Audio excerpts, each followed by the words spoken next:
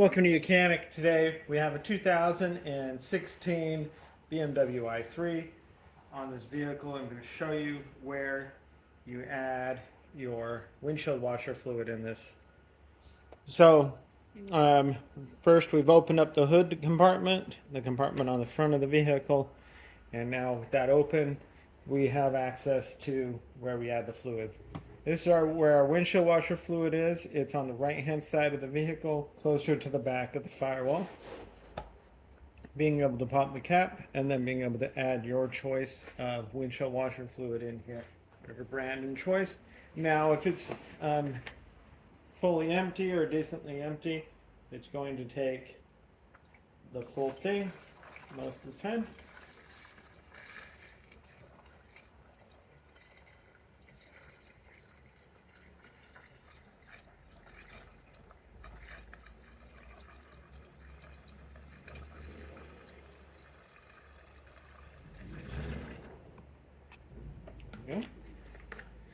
And then once you're done filling it up, being able to just put your cap on, make sure it's good and tight there, and you'll be good to go. Now, there's a couple things. Let's say you know that this is full because you filled it up and you're not getting any windshield washer fluid on your window to wash your windows.